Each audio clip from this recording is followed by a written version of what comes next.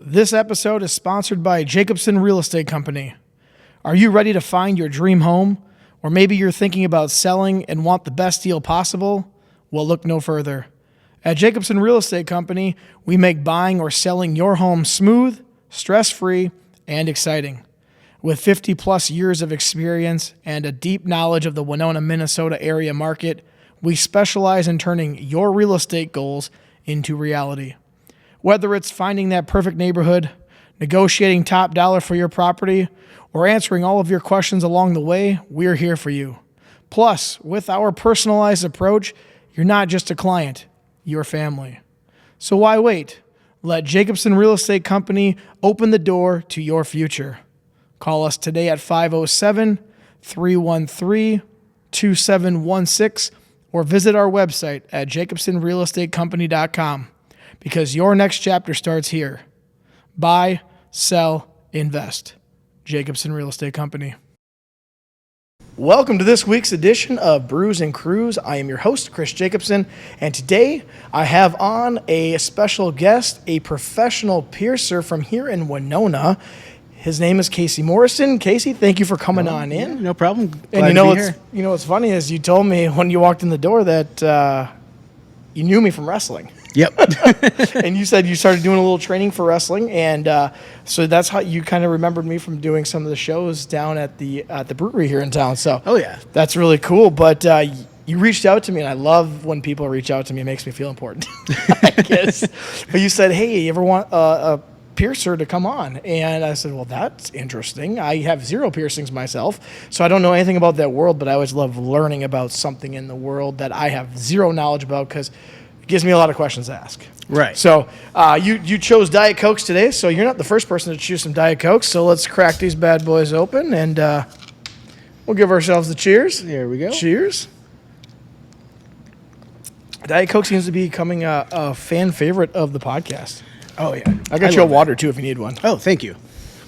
So yeah, you work in town here, and if I'm right, correct me if I'm wrong, but you work at Red Wing? Correct. Yep. Okay, and now that's also a tattoo place, right? Yep. So you have tattoos, and you're the piercer. Yep. You don't do tattoos? You don't want a tattoo from me. I've tried it. It does not end well. Look at a stick figure. Yeah, at best. Yeah. Great, that's great. Well, I mean, tell me about the history of it, because I know Red Wing's been around for a very long time. How many people are in the shop then? Yeah, so we have 2 tattoo artists, myself as the piercer, and then we also have a nail tech in there. A nail tech? Yep. Okay. Just like as the world progresses, like things start integrating a little bit more. Sure. And the work that she does is very much like portrait work on nails. And okay. In my head, nail art is art. We're an art studio. Sure. Like it makes sense. Yep. Well, that's really interesting because, okay, so there's tattoos. Yep. There's piercings, and there's a nail tech. Oh, yeah. Anything else in there? Currently, that's what we have at Okay. the moment. We're thinking, we have like ideas that we're thinking about tossing around. Sure. But currently, that's what we got. So is it just a 3-person place? Or is there multiple workers there? So yeah, the 2 tattoo artists, myself, so 4 people total. Okay. Yep. Cool. So this is pretty, I would say, a pretty family-friendly type atmosphere. Oh yeah. Okay. Yep. Yep. And where's the location of this? Is it just straight downtown here in Winona? Yep, we're right down on 3rd Street. Okay. So like a block away from here. Oh, Yep. perfect. Well, you said you wanted to talk about some of the history of Red Wing. Is that true? Yeah. So my father-in-law, well, my in-laws Okay. started the shop. My father-in-law was the first tattoo artist in that studio upon starting it. Okay. And that actually started back in Red Wing, Minnesota, hence the name. Sure. I figured that's what it was. And then a little over 20 years ago, they moved it to Winona, just because there was like a bigger community here, more opportunity. Sure. And then ever since then, like we've been thriving. We are the longest running tattoo studio in town here. Okay. And it's great to see it progress because I started going there as a client. So That's how you got introduced to it? Yep. Okay. So I started going there. I got my first tattoo there. I got a bunch of piercings there. I met my wife there.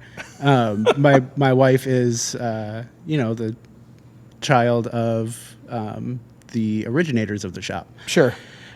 So, walked in there, smitten instantly. So that snowballed, and it's just I've been like involved in the shop ever since, and it's been a pretty fun ride. So when you first went in there, were you a piercer at all? No. Just went in there as a client. Yep, went in there as a client. Okay. As a relationship developed with my now wife, I was just always at the shop. Sure. So at some point they're like, well, let's put them to work. Piercing was never something that like I set out to do. I'm glad it happened because I love my job. I love my life. It's a super fun experience. But it wasn't something that I was like, oh, I want to be a piercer. I'm going to hang out in the shop. Sure. It just kind of happened, but I couldn't be more grateful for it. So did you have to go to school then for piercing? Is there a... No. So typically you're going to go through what's called an apprenticeship. Okay. So you're going to be at that studio learning for, honestly, years on end. So you first get your temporary license, and then you learn throughout that year. You have to meet so much criteria, so many hours of work, get specific other licenses and certificates, like bloodborne pathogens, things like that. Sure. And then eventually you get your full license and you're a full-fledged piercer or tattoo artist. Wow. Now, there's more to it than I think what most people would think, especially myself who has zero piercings. I just think you got to, I've seen it done at Walmart. Yep. You just go in, click, boom, there's something through your ear, you head on out. Mm-hmm. Actually, I got a funny story. My buddy, who's been on the podcast multiple times, one time, he went to Walmart to go get a piercing. The lady stuck him, and the gun got stuck in his ear. Yep. I was dying laughing at the jewelry department. I'm like, he's sitting there with the gun hanging out of his ear because he wanted to get a piercing before we went on a cruise with my parents back in college, and I was just dying laughing. So I'm like, this doesn't seem right. Is that supposed to happen? Yeah. It's not supposed to happen. Yeah. So then, what does it take then for safe piercings? Because I feel like that's not a safe piercing if he's got a gun hanging off of his ear. Right. Yeah. So honestly, piercing guns are just like not great at all. Oh, so there's something else. Yeah. So when you go get a piercing, you want to make sure they're using an actual piercing needle. Okay. Because piercing guns, what they're doing essentially is just loading up the blunt end of the jewelry and just shooting that through your ear. Ooh. That causes so much blunt force trauma. And if you go up to someone that you know, obviously, and feel their ear where they've been pierced with a piercing gun, it's going to feel like a little ball bearing in that spot. Sure. Yes, that's true. It does. Yep. Just because of all that scar tissue that's built up from that. Okay. So piercing needles are definitely the way to go. They're a lot sharper. They make a lot more clean of an incision. It's less trauma overall. So it will just heal so much better with a piercing needle. Okay, so then you say it's a piercing needle. Now I'm just thinking, here's what I have in my head. So yep. I'm going to give you probably everyone the misconceptions. I think that you have a hot needle and you take someone's ear and you just pop it through. Where I'm assuming there's probably more to it than that because you just said it's a piercing needle. So all I'm thinking is a metal needle that you're sticking through someone's ear. Is there more to it then? So yes and no. So there's different shapes of needles. So there's like the typical tri-bevel needle, which is like what people usually picture in their mind with a piercing needle. There's something called an O needle, which is more like the end of it isn't a point. It's just a very sharp circular end that you can use instead of just like poking through. It's more of like a coring motion. So depending on certain piercings, you're going to use that. Sure.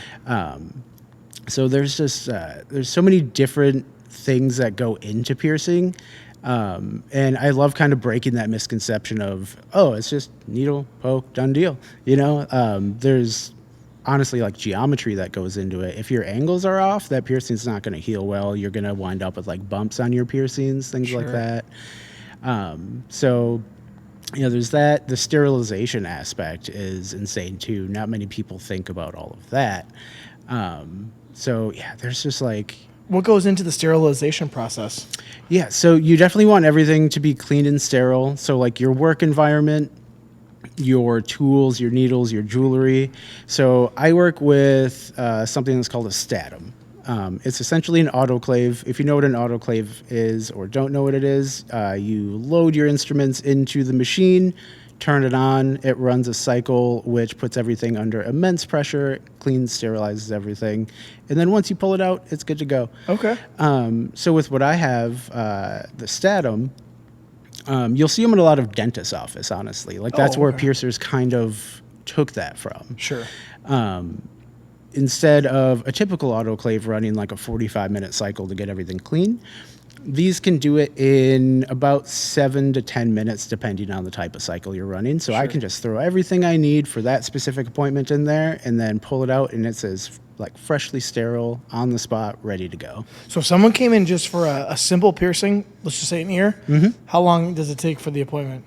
Kind of in and out right away, or From the time they walk in, they're going to fill out paperwork. They're going to pick out jewelry. I need to run everything through my statum, do the piercing, do aftercare, and from start to finish, with me, it varies because all piercers work at a different speed. Sure. I would say from the time you get in to the time you leave, 20 to 30 minutes. Okay. I like to take my time and be like personable. I don't like people feeling like, all right, get in, stab, get out, Get in, stab, get out.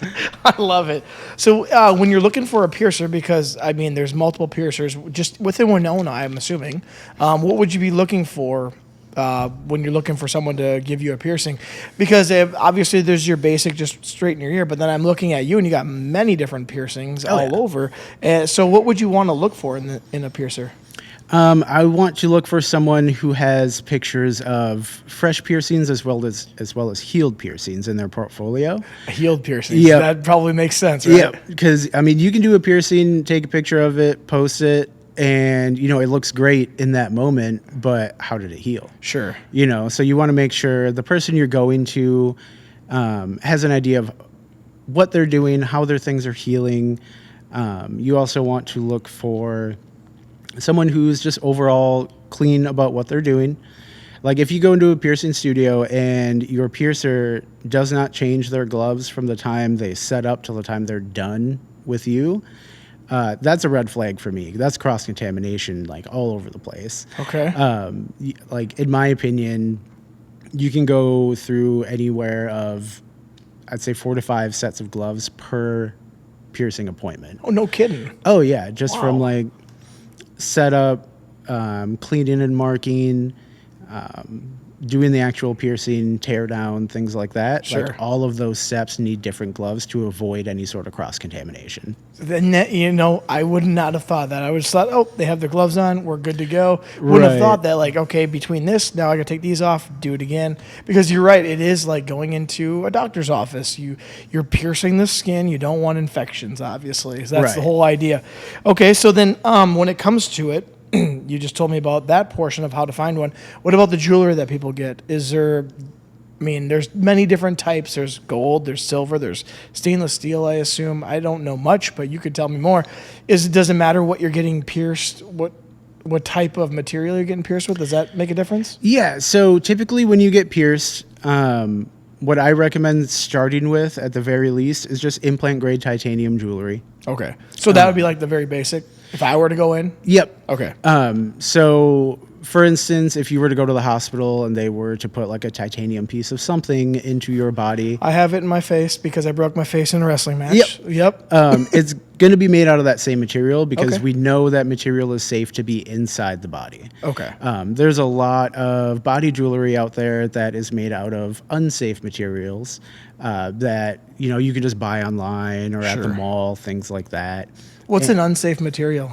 So in my opinion, like surgical steel, you'll see a lot of that in like body jewelry as far as like mall jewelry or like other shops who like maybe haven't gotten up to what the standard should be. Okay. When you say surgical steel, that sounds safe to me. Right. In my mind. Yeah. So the way I like to explain that is the word surgical steel is used more as a buzzword to make something sound better than what it really is. Okay. So while yes, surgeons will use surgical steel tools to work on you. They're not leaving those inside your body. Okay, that's the difference. Yep. So it's not safe to leave in the body. It's safe to use on the body. Okay. But we don't leave it in there. Sure. So I don't even bother with any of that. Our studio used to, but I was able to kind of like bring everything up to like titanium, and we also use 14 and 18 karat gold jewelry. Okay. So if you're feeling bougier, we got you. We Is got you gold covered pretty there. safe? Oh yeah. Yep. Okay. So gold is pretty safe. The titanium is the best to just start with. Yep. So when you said surgical steel, not a good one to keep in your body. Yep. And I mean, there are different variants of steel. So like you can get implant grade stainless steel. I'm not saying steel in general is the devil, but implant grade stainless steel is safe to use. Implant grade titanium, safe. There's another one called niobium, which is also a safe alternative. And a lot of people like those ones because those are some of the only pieces of jewelry that you can get safely in black. A lot of people like black jewelry nowadays. Okay, yeah. And most of the time when you see like steel or titanium jewelry that's black, it's got a PVD coating. Okay. That is not safe to have in the body either. Sure. Yeah, I know. I'm a lot of people have like black wedding rings now. I'm still the old school gold. I like my gold. Yep. I don't know. It just looked the least amount of femi on me. That's how I went. I looked at silver. I'm like, nah, it looks kind of feminine on me. But I always like the gold. I think I take that from my grandpa when it comes to that. So now I'm noticing you have many piercings. Are all those ones titanium, or do you have different types for yourself? Yeah, so the posts themselves, the part that's actually going through my body, those are going to be titanium. But then all of the tops, like the decorative pieces, those are all going to be 14 karat gold. Oh, nice. Okay. Yep. So then if I were to walk into the store, how much does it cost to get a piece of jewelry for the basic? Yeah, standard? so it really depends on the piece you're choosing, just because we have a bunch of different options and they all vary in price because, some of them are like more minimalist, just a basic prong set cubic zirconia, in titanium. Yep. Something like that, you're looking about $35 to $40 in our shop. But then on the flip side, we have some crazy gold pieces. I think the most expensive piece that I have is about $1,500. Oh, wow. I was not expecting that. Yeah, that one's a fun one. If you're a fan of the Avengers, it's actually Thanos' gauntlet. Oh, okay. Yep. So I'm waiting for that Marvel fan with deep pockets to come through and see that one. Yes, the Marvel fan needs to come for that one. So, okay, now piercing is just more than just sticking a hole through you and going, because I'm looking at you, and you got piercings in places I didn't even think you'd be able to pierce. Like you have one on the, for those who are watching, right up at the top of the nose area, kind of up between your eyes. If you're watching, there's a piercing up there, and I'm wondering how does that happen? How do you get that through? Do you have to like pull the skin away and do it, or? Yeah, so that one, you do need specific anatomy for that one. Okay. You can't just like pierce anything on anyone. Like, sure, you can run a needle through there, but like, will it heal is a big question. Sure. So you want to make sure you have the right anatomy for it. If you don't have enough tissue up there to work with, it's just going to reject out. You're going to have a crazy scar in that spot. Okay. So yeah, that one, I went to a really good friend of mine, really awesome, well-known piercer named Lynn. And they, essentially for that one, you just get laid down on the table. They're going to kind of get the tissue in order, line everything up, and just kind of brace the tissue on the other side and just run that needle through nice and slow. And then pop the jewelry in, you're good to go. And you want everything to be nice and straight, so it's right. You can't just like willy-nilly. Like, you don't have it going at an angle. Yeah. But it was a fun one. It was spicier than I thought it was going to be. What does that mean? What does spicier mean? Pain? Yeah. Okay. Yep. It was a fun one, though. I'm glad I did it. Okay. Not the worst piercing I've ever had as far as like What's pain the level worst goes. one? Because you said you don't do them yourself. Someone else has to do them for you. Yeah, so I have a bunch of different piercer friends that if I want one, I'll just go grab one from them. So which one on you was the most painful? For me, if we're gonna lump them all together, because I have some large gauge piercings as well. So what that means is the needle was a lot larger than your typical piercing needle. So like my conch, like the bowl of my ear here. I saw that one. The size of that jewelry there was the size of the needle. Oh no shit! That Ouch. one was awful. Like, did not feel good whatsoever. Oh, man. And I got both sides done. I'm like, I'm not doing this again. So one's done. I'm not being lopsided. Just do the other one. I'll cry about it later. So, okay, now you were talking about the needle, and is it a slow process? I'm going back now. I'm going back because the gun is what I'm thinking of. Yep. Just shoots it through real quick, done.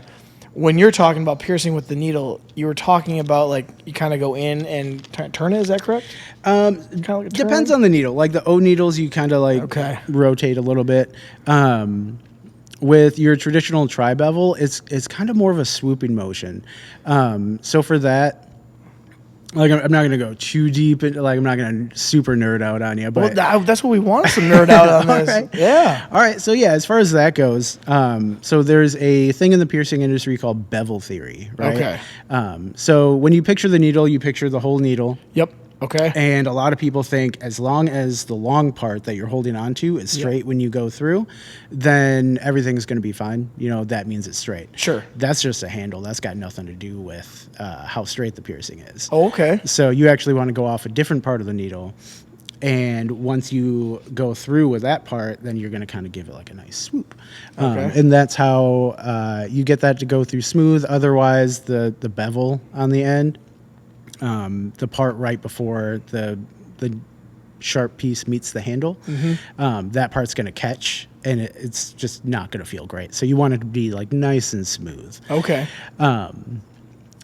I'd say like all piercers are different. Some people pierce a little slower. Some people are like crazy fast. I feel like I'm kind of in the middle there. I don't like to take it too fast just because I feel like then you kind of lose accuracy, for me anyway. Sure. But I also don't go what I feel is too slow, just because then that's not fun for the client. Sure.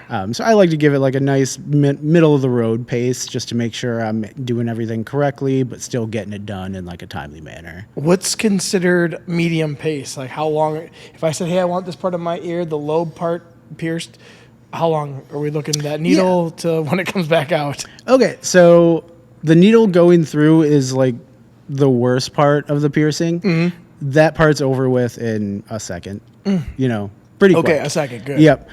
The rest of it is just what we call the jewelry transfer, is getting the needle out and getting the jewelry in. Sure. That part can take anywhere from 2 to 5 seconds. Okay. So it's not that long of a process. Right, yeah, it's Okay, not because too you go long. like, well, some are slow, some are fast, and I'm middle, like split second. Cool. Yeah, like I'd say the longest I'd take for a piercing, depending on what it is, some are a little more complicated to get through. Yep. Maybe like 10 seconds from start to finish. Okay. But the brunt of the worst part is over in the first second. Sure.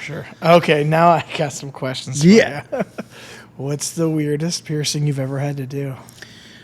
The weirdest piercing. I don't. So this wouldn't be like the weirdest. I would say one of the more uncommon ones. Okay. That I've done. So there's a trend in the piercing industry nowadays called forward nostrils. Forward nostrils? Yep. Okay. So instead of doing like your traditional one over here, Yep. they're gonna be right on the tip of the nose here. Ooh, Yeah. ouch. So I've gotten to do some of those. Okay. Those are really fun. They're, like I said, it's not a common thing. This is Winona, you know, Okay. like not many people are getting those here, Yep. but every now and then some people will. So those, like I said, I wouldn't call it weird. Just the more unusual, not so common, you know. Sure. Is still the common one is normally right in the ear? Is that people come in for? Or? Oh yeah, like I'll do earlobe piercings like every day. We'll do Okay. like an upper helix, like right up in the corner there, nostrils, like What's the least common area people are piercing then? Is it? least common. Yeah. I mean, I'm putting you on the spot right now. Oh, you're good. I'm just trying to think of ones that I don't typically do. Well, I noticed you got one on your tooth. Is that a piercing, or So is that just... that's just a tooth gem. It's on there with okay. like a dental adhesive. Okay. Yep. I thought it was a piercing. I'm like, how the hell did that happen? Oh yeah, no, like you can go to the dentist and they'll like drill a hole in your tooth and put a gem in there Sure. and everything. I didn't want to do all Sounds that. painful. Yeah, so, That sounds really bad. so I just got the tooth gem put on there. and, Yeah. I think it's pretty fun. The one that's going through the middle of your nose, does that one hurt much? And then my question is, how do you get into the nostril area to do all that? Oh yeah, so the septum. That one, it's not awful. So there's a thin piece of tissue in there that we're aiming for. If you hit that thin piece, like it's a piercing, you're going to feel it a little bit. There's no way around that. But it's honestly not that bad. Okay. Like for such an aggressive looking piercing, Yeah. it really doesn't hurt that bad. But if you miss that area and you go through like the hard cartilage, that's when it starts to not feel great. But mine was fun because that was another like large gauge one that I did because I knew I wanted to put a bunch of rings in there. Sure. How many do you have in there right now? I have 4 16 gauge rings in there Okay. right now. So for that one, I didn't want to go through the process of stretching it. I was like, that's going to take a while and it's going to hurt real bad. So I was like, let's just, instead of hurting for a long period of time to get to where I want, let's just hurt a lot now. Okay. Let's get it over with. So we ran an 8 gauge needle through that. Okay. Let that fully heal up. And then once it was healed, just popped a whole bunch of rings in there. Sure. Now, okay, I got a question. My parents they usually listen every single week. Yep. You ever do a Prince Albert? I have not. No, you have Nope. not. Any like sexual area piercings have you had to do before? So we do like nipples all the time. Okay. Back in the day, we used to do genital piercings. I personally stopped doing that just because I wanted to kind of further my education on it before I brought it back in. Oh, so like you wanted to go get more knowledge on what you're doing? Yeah. Okay. But, I mean, I would agree with you on that one. You better do it right the first time. Yeah, that's an area that you don't exactly want to just like be winging it with. Yeah, you don't want to wing it on that. Yeah. So you have had to do genital piercings before? I did when I first started. Okay. But back in the day, it was, piercing was kind of going through like its Wild West phase. And Sure, the old Wild West. yeah. And, like a lot of piercers will network with each other and kind of give each other tips. And like, and I started realizing from those tips that like, maybe the way that I'm seeing it being done isn't exactly like the best way. Sure. So I personally stopped doing them Okay. until I get that furthered education that I would like to be able to bring it back in. Okay. And I go to what's called the APP conference in Vegas every year. What does APP stand for? Association of Professional Piercers. Okay. So every year in Las Vegas, piercers from literally all over the world, like Europe, Australia, US, Mexico, like everywhere. They'll all fly to Vegas, and it's a week-long conference full of different classes, workshops to do like hands-on technique, things like that. Okay. Just a bunch of furthered education. Sure. So I like to go out there, gain a whole bunch of knowledge, bring it back to Winona just so I can kind of like give the people here the best experience that I can. Yeah. Well, so when you go to the conference, how do you practice piercing? Do they have like dummies that you do it on? Or how does that work? In different workshops, like some people will have like a live volunteer. Oh, really? Yeah. Awesome. Other workshops, it'll be something more like if we're working on like needle techniques and it's something that you want to practice over and over again, we'll do like bananas. Oh, okay. Something that's safe to just like repeatedly keep doing it, yeah. Things like that. Those are super fun just because that's the way I feel I learn the best is just like hands-on, getting in there. They do have a bunch of courses where it's, like they have someone with a projector and you're going through slides. Sure. And like that's super informative and you learn a lot as well. But just the way my brain works, it's like I need to be in there and like and do something with your hands. Yeah, I totally agree with that because I could just fall asleep watching someone do a projector. Oh yeah, and then you don't get the actual hands-on experience until you get to a actual person, which that would be a little nerve-wracking. I feel if you're doing a new piercing. Okay, I want to go back to the genital piercings because you've done them before. Yep.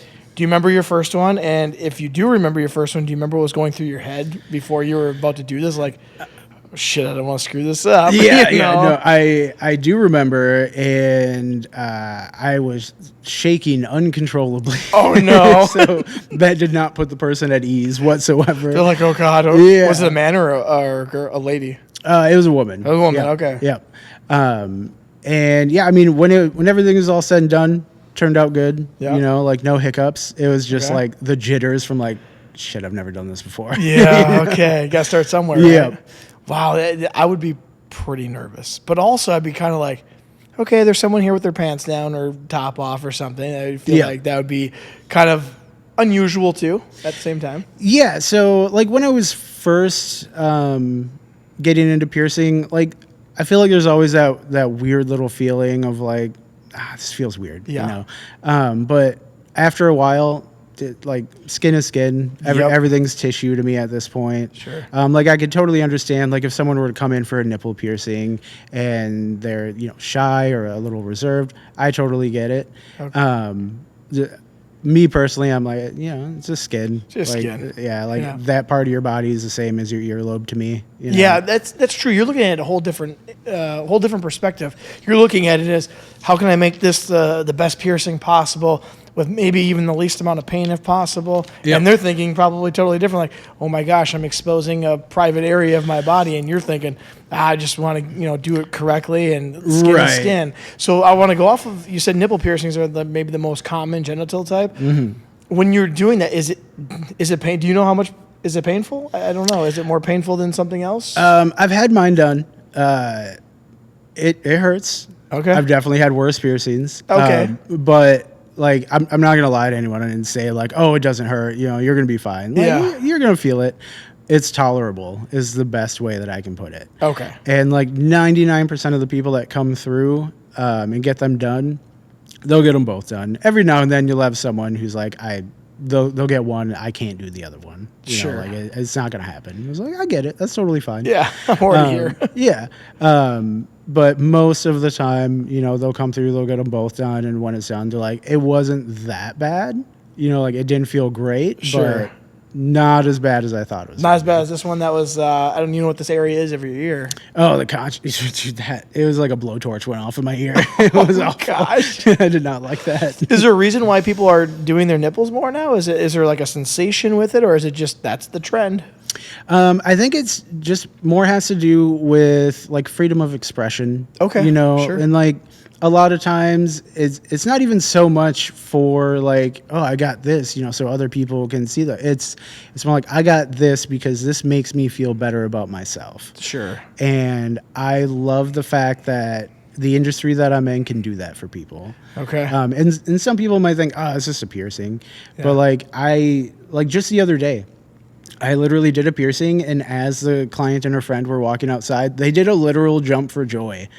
No way. Yeah. And like everyone in the shop was like, what was that? I'm like, like in a freeze frame at an old TV show. Yeah. And they're like, yeah, it was literally that. And I was like, this shop rocks. Like, if I can make that happen. You've already answered a question I was going to ask you, which was, is there like a memory that you have of like one of your best piercings where someone just was so thankful and it made you feel good? And you kind of probably already answered the question, but is there a time that someone came in and they just felt so awesome, and when you were done, you're like, I felt great about doing that. That was amazing, helping them out. Yeah. So I probably got a couple of those. One of those off the top of my head.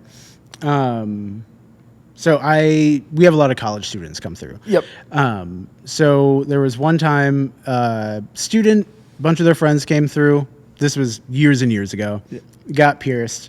About 4 years later, a person comes through, and like I pierce a lot of people. I can't remember everyone, and that person said the first thing they did when they came to town to go to college was they came and got a piercing with their friends, and they wanted that to be the last thing they did after they graduated. So everything just like comes full circle. Sure.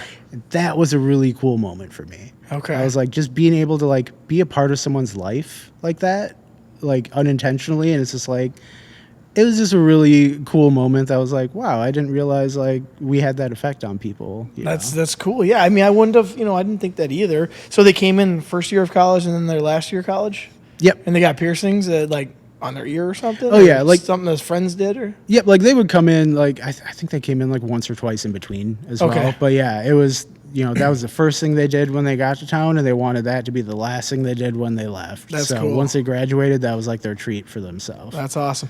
Well, and now I got another question about another piercing, which is the tongue. Mm-hmm. I feel like that is got to be painful as all can be. I don't know. Don't have it done, but yeah, maybe you can explain more on that. So I used to have mine done. Okay. The piercing itself wasn't awful. it's going to be swollen for a little while. Okay. That's the worst part about it. Sure. And you're not going to be able to eat like a big burger when you're done. You know, you're going to want to keep it light, like liquids mostly. Like you can eat like some solids, but like take it easy. Sure. So yeah, tongue piercings, they're not awful. I personally don't do them anymore. Main reason being, you know, we did a lot of them back in the day in the piercing industry. That was like a big trend, I feel. Right. And over time, you know, we noticed like, hey, you know, there's a lot of like tooth damage happening here. So Sure, yeah, you bite down on it. Yep. Ouch. So like me personally, I don't want to feel responsible for somebody else's like dental bills or anything. So Yeah, that wouldn't be good. I don't do them anymore. Like I have a lot of friends who still do, and like awesome, you know, because at the end of the day, it's their body, their choice. They can do what they want with it. I'm just not going to be the one to do it, but I can point you to a buddy of mine who will. Sure. I got that. Well, now you've talked a little bit, you kind of alluded to it a while ago, but I want to talk about the care after you're done with it. No matter, I mean, maybe there's a general way of caring for it. Maybe it depends on where it's at the bottom. What do you do afterwards, and how long do you have to care for it so you don't get an infection? Because I feel like that would be the biggest concern you would have after a piercing. Yeah. So for the majority of piercings, they're pretty simple. We recommend what's called sterile saline. Okay. And that's something you can find in any first aid aisle. It's just going to be like a sterile saline wound wash. You're just going to spray the piercing, like let's say an ear piercing. Spray the front side, spray the back side, pat everything dry, leave it alone. You don't need to twist or turn anything. You don't need to move anything around. The less you touch everything, the better. Okay. So it's pretty minimal for most piercings. You don't want to do any like swimming. So we'll have a lot of people come in the summer and get pierced, and then they're like, "Oh, I'm going to the beach right when we're done." Oh no. I'm like, you probably shouldn't. Like we just created an open wound on your body, and you're about to get into some dirty water. Yeah, right. So that's not going to be the best move for you. What if you're going to go to the pool that has chlorine? That's also something I don't recommend, just because chlorine is pretty harsh. Okay. Like while it does kind of like clean the water and everything, it's very aggressive on fresh piercings. Okay. Well, I know how it feels in my eyes. Oh yeah, exactly. Which kind of brings me to another point. One of the things we like to say in the industry for aftercare is if you wouldn't spray it in your eye, don't spray it on your piercings. So That's a great rule of thumb. Yep, chlorine is going to burn your eyes. Sure. You get out of the pool, they're all red and hurt. Sterile saline, like I've literally done it in front of clients before. I'll just spritz myself in the eye. It's just like a flush at that point. Sure. Okay. So you just want something nice and gentle is the main thing. Sure. Because all that saline is there to do is get like the dirt and debris and crusties out of there. There's no magic ingredient that's going to make anything heal faster. Your body's going to heal at the rate it wants to, no matter what you put on it. Okay. But typically for most piercings, you're looking between 6 to 12 months for a full heal. Oh, and that was my next question. You already answered. 6 to 12 months. I was not expecting that long. There are some that take a little less time, you know, like 4 to 6 months. Okay. But the vast majority of piercings, like an upper cartilage piercing, 6 months, bare minimum. If there's no hiccups along the way, it healed perfectly, which rarely it ever does. Sure. Like, let's be honest here. You know, people sometimes sleep on it or catch it on something, and that's going to extend the healing time. Okay. So sometimes it can take upwards of a year to fully heal before you can like start actively swapping out jewelry and things like that. Oh, so you should keep it in for that long. The same thing you got pierced with. Yep. So there's a little caveat to that. So we'll pierce someone with a longer piece of jewelry to start with, just because there's always going to be some swelling. Typically, a few weeks after the initial piercing, they'll stop back in. We'll put a shorter post in there, and then they just heal the rest of the time with that short post. Okay. Because if you leave the long one in for too long, let's say the swelling goes down, you have all that excess length just hanging out the back of the piercing. That's a snag potential. It's also going to give it the opportunity to like move around a bunch in the piercing. So all of those things are going to lead to what we call irritation bumps. Okay. So have you ever seen someone with a piercing and they've got just like a little bump on the side? Or anything? Yeah. It's like red. Yep. Yeah. That's an irritation bump. There's like a laundry list of reasons why those occur. But not downsizing your jewelry, which is just shortening the post, is a big reason why those happen. Okay. Now, if I wanted to come in and get a piercing, is there a price range depending on where I'm getting my piercing at? Like from your earlobe to your nose? Is there a different price range? Yeah, so most of the piercings that we offer are going to be, like, the piercing fee is going to be the same price for most of them. Okay, that was another question I was going to have. Is the piercing fee just a flat fee, and then it depends on what else you're getting? Yeah, the ultimate determining factor is what jewelry you pick. Okay. Just because not all jewelry is the same. You know, we have a basic, prong set clear gem piece. But then over here, we also have like a 5-gem marquee cut genuine amethyst set in gold piece. Sure. Those aren't going to be the same price. No. Or the Thanos one. Right. So it really depends on that. I'd say on average, like let's say we'll take nose piercings, for example. Most people that come through our shop will get like the same piece of jewelry for their nostril piercing. At the end of the day, most of the time we're looking between $70 to $80 for that. Sure. Sometimes people will get a fancier piece, so that will kind of bring the price up a little bit. Okay. But most of the time, it's like relatively inexpensive.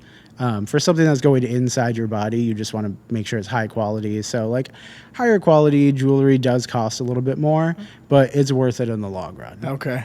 Now, you were talking to me a little bit ago about that you were thinking that you're going to start up a podcast about piercing. What, I mean, I love podcasts. So what's the idea behind that then? Do you, is it just strictly about piercing, or what do you have for an idea? Yeah, so it's going to be piercing oriented. I'm sure we're going to go off the rails here and there. That's always the best, though, when you start going off the rails. Yep. But it's going to be mainly about piercing. It's going to be me and my buddy, Alex Peach. Okay. He's a piercer in Wisconsin. I've been best friends with that guy forever. And we've always talked about starting a podcast or something. And one of my buddies just started a podcast studio in La Crosse. Okay. And we're like, yo, this is kind of like a sign. Like, we need to do this now. So we're going to be doing that. And it's going to be just something that's like lighthearted. We want to give it like some comedic value. We want to go over different like jewelry options and spotlight new jewelry coming out from different companies. Oh, okay, that's a good idea. Yeah, just because there's always new pieces coming out. So we just kind of want to like be like, hey, look at these, and just kind of like point people towards jewelry companies that are trustworthy and good quality. So that's a big part of it. And then we also want to bring some other piercers on, as well as bring some clients on. Okay. Just because I feel like bringing piercers on is going to be fun and we can get fun stories from them. But then bringing clients on is going to be good because at that point, that's a perspective that we don't really get to hear a whole lot. So how they're feeling when they come in? Right. Yeah. Yep, okay. Yeah. Just because like we all know how we feel during every piercing, but we don't get to hear it from the other side. Sure. Very much. So I think that'd be a fun thing to kind of bring different clients on and just, ask them a bunch of questions about their experience getting pierced, wherever. Do you have a name for it already? Yeah, so it's going to be called the Bevel's Advocate. The Bevel's Advocate. Yep. All right. Just because part of the needle is called the bevel. Yep. And I thought the wordplay of that was kind of funny. That's pretty clever. Yeah. And so so your friend has a podcast studio. Yep. So I guess what does that mean? Because I'm just set up in a garage. Does that mean like you got to go rent the space out to go record every episode? Yeah. So his studio's called Driftless Podcast Studio out in La Crosse, and he does charge, I can't remember off the top of my head what it is, but yeah, anyone can go in, rent the space. I believe it's hourly, so you can go in, shoot for an hour. Yep. It's got all the equipment you need. All there. ready to go. Yep, Huh? you just got to show up and record. No, that's not bad. I had a buddy that told me I should do that with one of the rooms in this garage here. I should just turn it into a podcast studio and rent it out. And I didn't even know that was really a thing to do. I mean, I know about recording studios for like music, which is probably similar, but I never thought about that. And I'm like, that's not a bad idea, but I don't think I'm going to do that yet because I'm just still trying to figure this one out myself. Yeah. Have you ever done it before? Any podcasting or not? I have not. I've done different like live streams on like Instagram, things like that. Yeah. I don't really consider that like podcasting so much. Right. So like this right here is honestly my first podcasting experience. Oh, well, Yeah. perfect. I'm glad I So- could pop your cherry on Yeah, that. hell yeah.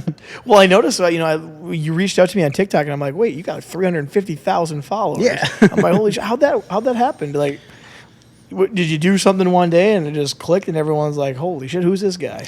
Yeah, so TikTok used to be Musical.ly, right? Yeah, That's what it I was remember before that. TikTok. So I had a Musical.ly account, and then I never really used it ever, and then it changed it to TikTok, and my wife was on there just scrolling all the time, and I'm like, what are you doing? So they showed it to me because it had changed a little bit, and then I was like, oh, that's funny. I could do something like that, but like about piercings, and I started doing that. Sure. And back then, there really wasn't any other piercers on the app. There's maybe like 2 other ones, but it wasn't really like piercing heavy content. Okay.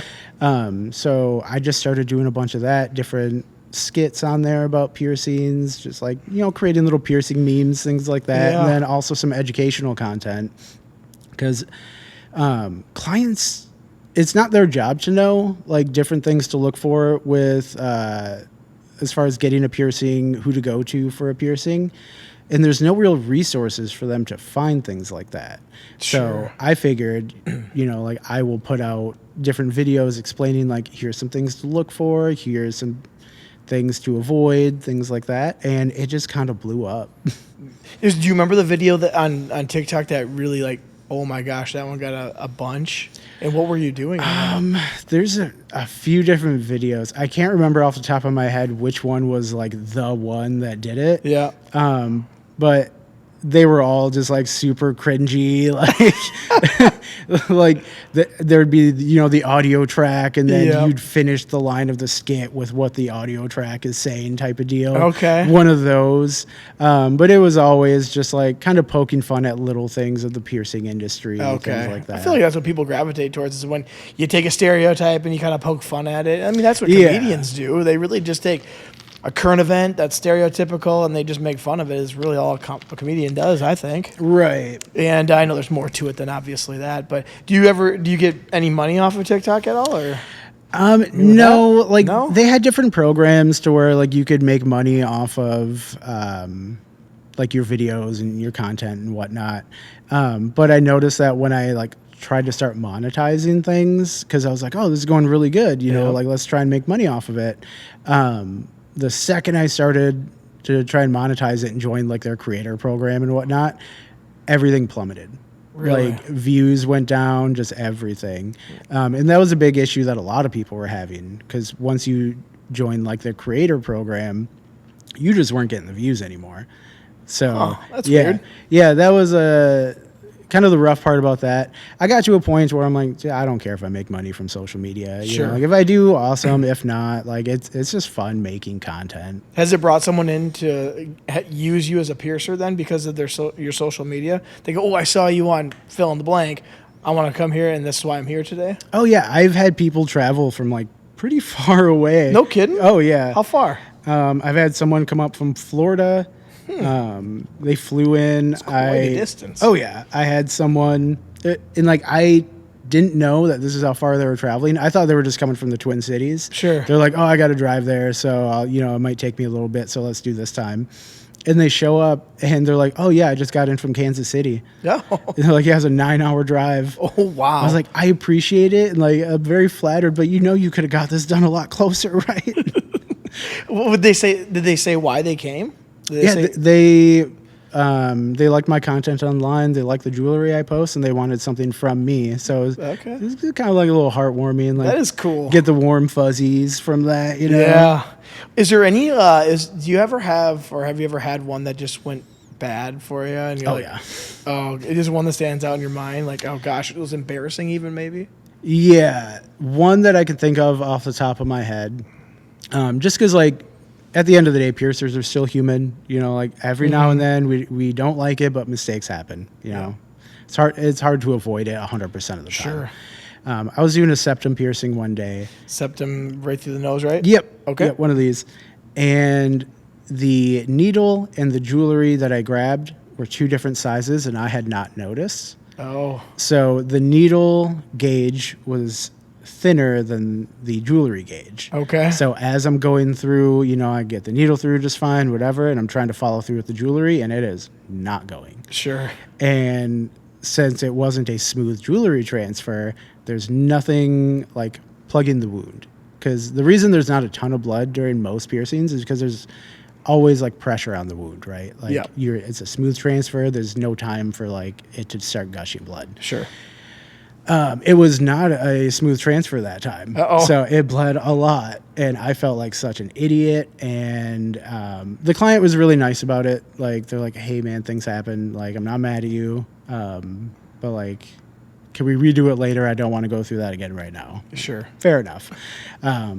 So there's, like, plenty of times. If you ask any piercer and they tell you that they haven't spent time in the broom closet crying after a botched piercing, they are lying to you. They're lying? Yeah.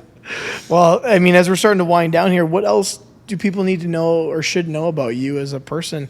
I mean, you obviously we know about your piercing life, but what else do people need to know about Casey? About me? Yeah.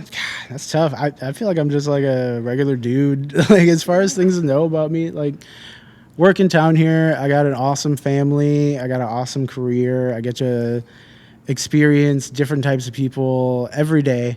It's just a fun time for going for like personal quirks. We were talking about this earlier. I love wrestling. Yeah. Like professional wrestling. Like, sometimes people will bring in different, like for a tip instead of money, they'll bring in like different objects. I've gotten like little wrestling figures and things like that. Cool. Big fan of crab rangoons. Oh, Another yes. little fun fact. Crab rangoons Yeah. and some General Tso's chicken. Oh, yeah. That's my favorite. Dude, it's great. I had to cut back on them. Like I was telling you before, I'm on like a little bit of a diet right now. Okay. So instead of crushing like a dozen, I'll have like one or two. Oh, okay. But yeah, it's going good. I've lost like almost 100 pounds now. Holy so. smokes. Yeah. That's really good then. Oh, yeah. Is that just for personal reasons or some health concerns? A little bit of both. A little bit of both. I've been big all my life. Okay. And, I got kids now. They're only getting bigger. They're only getting more energetic. Yeah. And I just not able to keep up. So that's kind of like the main driving force on that is like, dude, if I want to keep up with these kids, I need to get into shape. Okay.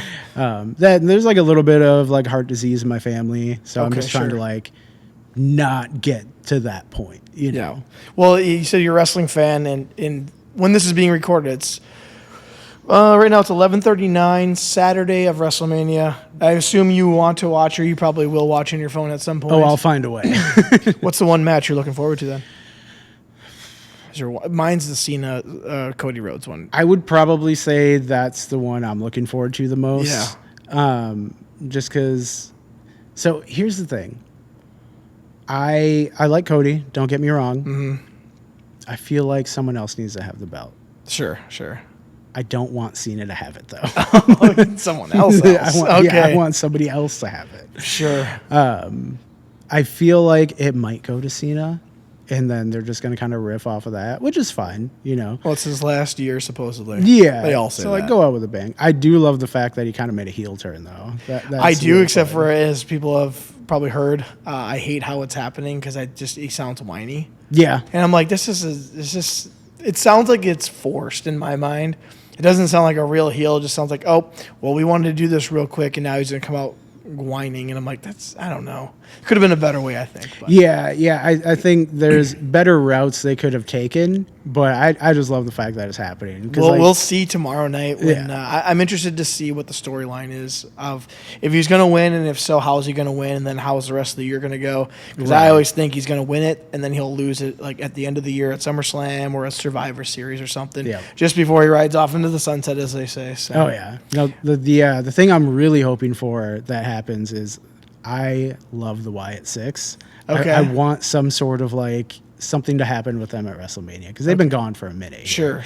And that's like my favorite group in the It WWE is, okay. right now. They're, I don't know. I've always been drawn to like the darker kind of dark side. Yeah, Yes. like those gimmicks, like Undertaker, Kane. Yep. Like I've always loved those. Bray Wyatt, like just a genius. Yeah, he was pretty good. Yeah, so sure. I really hope they bring them in for something this weekend. Yeah. Well, is there anything else you'd like to add to this podcast as we're coming to the end? Yeah, I mean, thanks for having me. This has been great. I thought I was going to be, like I came in real nervous. This is like the first one I've done, but it was real chill. It was a real fun time. Oh, thank you. Now you know how to maybe structure yours when the clients come in. Yeah. Just come in and just relax, have fun, and obviously you're going to be talking about something you love, so it makes it really easy for you. For me, when people come in, it's all different types of people coming in. Like last week, I had on a guy that does. He's decorator. He teaches dance classes. He does drag shows. And then before that, I had wrestling on. We talked about WrestleMania predictions that came out. And then, every single week is different for me. So it's always exciting for me to listen. And then when someone reaches out to me, it makes me even feel better about what I'm doing then. So, we're going to end it then here. As the TV says back there, like, share, subscribe, 5-star this podcast. Share it with your friend because it does help in the algorithms if you do those things for more people to hear about this podcast. And also, you're going to be looking out for Casey's podcast coming out soon. What's it called again? Bevel's Advocate. Bevel's Advocate. And then also, for anything else you want to plug, say it right now. Where can we find you? You can find me on Instagram, TikTok, Facebook, pretty much any social media platform. Sure. If you just type in, so on most of them, the word Space Case will be in there somewhere. Space Case. Yep. Okay. So if you type that in, you'll probably find me pretty quickly on any platform. Perfect. And I will actually put those in the show notes for those who are listening and or watching. But again, this has been another episode of Brews and Crews. I want to thank Casey for coming on in. And we're going to give one big cheers to Casey. Have a great week.